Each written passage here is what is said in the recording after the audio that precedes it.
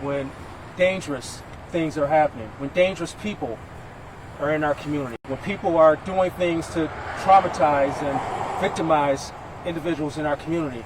Our officers are there.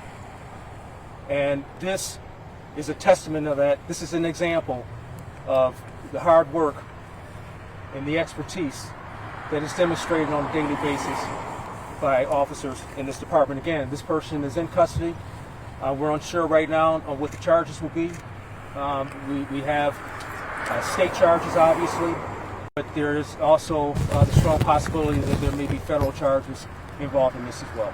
So I'll turn it over to the mayor for this one. Thank you, Chief, and thank you for the phenomenal response to this. We are able to have this press conference because of the swift action of the Albany Police Department taking this individual into custody, and to the real heroic efforts of a bystander who assisted with this.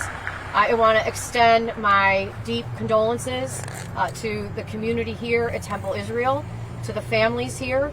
There is a preschool here. There were children in this building. It had to go into lockdown, and the community responded swiftly. Our officers were here, secured the area, and ensured that the area was safe, wanted to make sure that this individual had not left anything behind that could be a danger to anyone in this building. And so we're grateful for the community, for the cooperation, and with heavy hearts, we again extend our deep condolences that this community here, with Hanukkah beginning at sundown as the sun sets, that this should be a time of celebration. It should be a time where families gather and celebrate their faith with pride, and we stand in solidarity with Temple Israel and with the entire Jewish community here in the city of Albany and across the capital region. Our police department will ensure that they are continuing to step up patrols. They have been all along, as we have seen a rise in anti-Semitic rhetoric and anti-Semitic actions that have taken place. And no community is immune, and we take this very seriously, and we will do all that we can to ensure that our Jewish brothers and sisters can celebrate Hanukkah in safety, that they can celebrate Hanukkah with joy with their families, and that we as a community come together and stand with them. I'm here. She doesn't have a statement, but I just want to thank the rabbi for opening her doors and being so understanding of what had to happen here to ensure that everyone was safe. Mayor, let me just add one thing before we turn it over to anybody else. Because one thing I forgot to mention is that there were no injuries associated with this. No one was shot.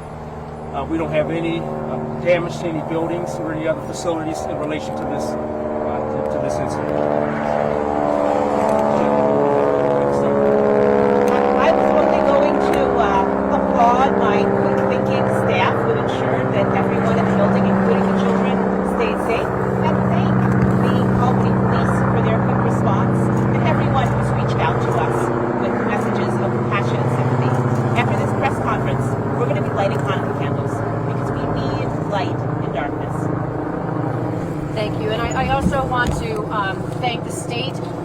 In addition to the FBI responding, the state police responded. Commissioner of Homeland Security was immediately in touch with me. The governor has contacted me. And so I want to thank our friends in state government for acting swiftly and for ensuring that we take any sort of act of violence, the firing of a gun. Thankfully, nobody was injured, nobody was hurt, but it is still a horrific act to happen on the grounds and around a house of worship. And there is no place for hate in our community, there's no place for hate in our state, and we stand in solidarity communicating that message.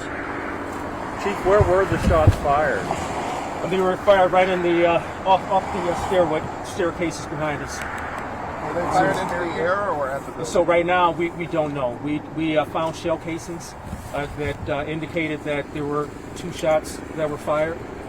We don't know in what direction the person fired the shots. Was he fled on foot? No, we don't.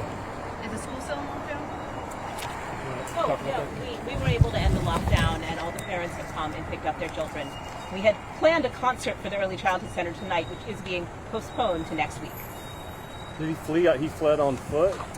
Yeah, after the shots were fired, he fled on foot in the southbound direction. And again, he kind of circled the block and was found about 200 or 300 yards away from where we are right now. And that's when he had some contact with the transit driver, and officers at some point soon thereafter took the person into custody. Did he say anything about the Jewish faith or about Israel or about anything that would be like a hate crime related thing? We were told by responding officers that he made a comment, free Palestine. Is that the reason the FBI is involved in this situation?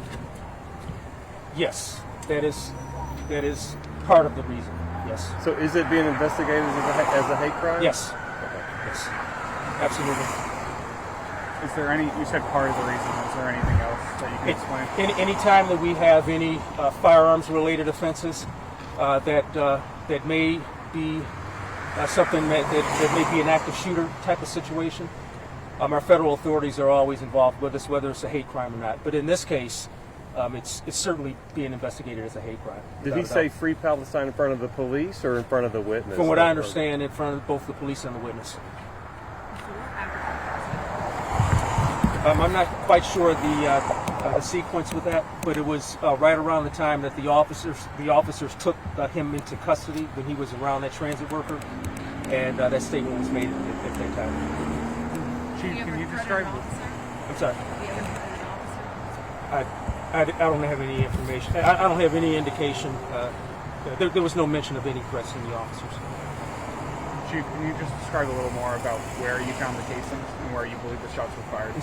So I can't give you totally accurate information on that right now because we're still trying to figure out exactly where he was. But one thing I can say is that the shell casings were found on one of the staircases behind us in this meeting. So he was on the synagogue grounds when that happened. So you don't believe it was fired from the public space in the right of way, or did, but rather he was on the ground? From the information that we have right now, we have reason to believe that he was actually on the grounds when this happened. And what kind of weapon was it? It was some sort of shotgun. Okay, thank you. Thank you. Thank you.